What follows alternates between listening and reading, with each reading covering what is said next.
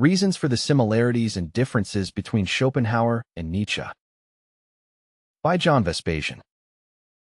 There is substantial overlapping between the philosophies of Arthur Schopenhauer, 1788 to 1860, and Friedrich Nietzsche, 1844 to 1900. The main reason for their similarities is that both men were dissatisfied with the Enlightenment ideas, from Kant and other thinkers, that dominated European universities. Schopenhauer and Nietzsche were not the only ones to feel discontented, but they expressed their rebellion in similar ways and employed similar terminology. I am referring to the theory of the will. The works of Immanuel Kant, 1724 to 1804, had dominated the philosophical scene for decades when Arthur Schopenhauer and Friedrich Nietzsche began to verbalize their discontent. While mainstream philosophers continued to endorse Kant's and Hegel's versions of idealism, Schopenhauer and Nietzsche were growing skeptical towards pure reason and the absolute spirit. Both Schopenhauer and Nietzsche reject the Enlightenment. Schopenhauer had been initially a disciple of Kant, but had transformed Kant's philosophy by incorporating the theory of the will. Schopenhauer had argued that the will is the eternal and overwhelming force driving the cosmos. Nietzsche had rejected Kantian transcendentalism, such as the existence of categorical imperatives. Instead, he viewed the will to power as the key driver of human action. Nietzsche built his whole philosophy on the will to power and how it can help human beings get the best out of life. In contrast to Kant's and Hegel's idealism, abstract ideals that are allegedly common to all persons, Schopenhauer cared much more for individual experience. The goal of his works is to help readers reduce suffering and increase happiness. Similarly, Nietzsche focused on the individual will to power as a subjective force. The will to power, argued Nietzsche, can help people surmount obstacles and become superhuman. He did not mean superhuman in a supernatural sense, but in real down-to-earth terms. Both Schopenhauer and Nietzsche reject organized religion. In the 19th century, European culture was still under a strong religious influence. Schopenhauer witnessed a profound decline in religious authority, but he retained his admiration for the Christian, Buddhist, and Hindu virtue of compassion. Nietzsche undertook a more direct attack against established morality and religion.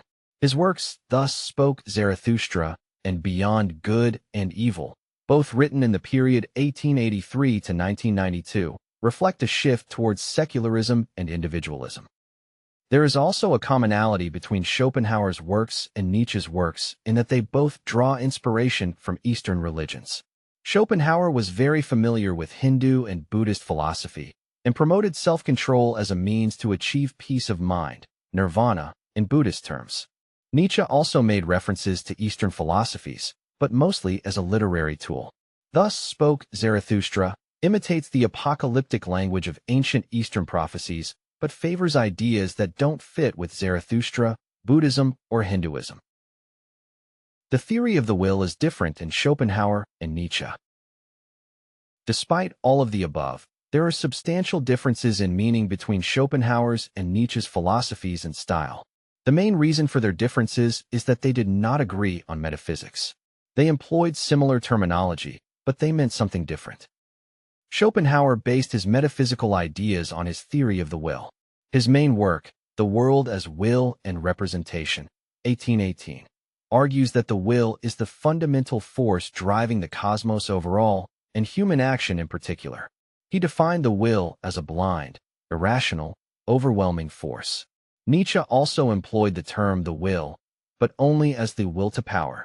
He rejected Schopenhauer's overarching idea of the will as an external force and focused on the individual's drive and ambition as motivators for the will to power.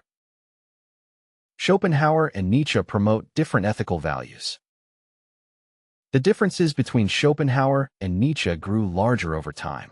In Nietzsche's Genealogy of Morals, 1887, there are harsh attacks against Christianity as morality and as a millenarian institution.